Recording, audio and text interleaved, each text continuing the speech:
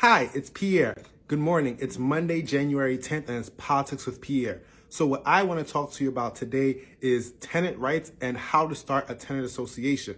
So with all the conversations happening about the eviction moratorium and with the tense relationship at times between tenants and landlords, it's very important to deliver this information and for tenants to know their rights. So one of the things that tenants absolutely need to know is that harassment by landlords should never ever be tolerated. So some forms of tenant harassment are repeated requests to buy out tenants, turning your place of residence, turning your building into a live active construction site.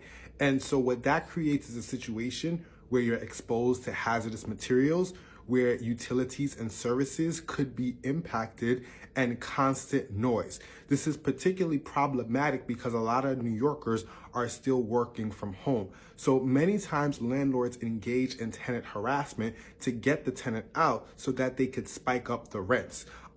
So this is very important because there are rent controlled apartments and rent stabilized apartments. So with these apartments, there are limitations on landlord in terms of how much they can rent the apartment for and increases. So for more information on rent controlled and rent stabilized apartments, visit the HCR's website, visit the tenant section. So to add more about tenant rights, tenants need to know that when it comes to eviction, landlords are not allowed to just change the locks on you.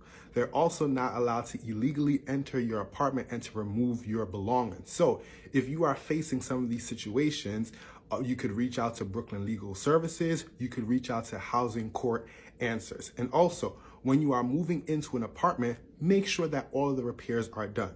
If for any situation, some repairs need to be done after you move in, make sure that you get it in writing. So many times it's difficult for tenants to advocate for themselves, so that is why it's important to organize. So to start a tenant association, find fellow residents that have common issues and concerns. You could do door knocking, but keep in mind that we're still in a pandemic season.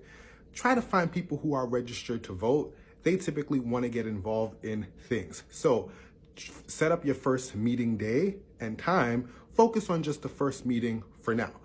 During the meeting, create a list of issues and concerns, and also find out who wants to be a part of the leadership board.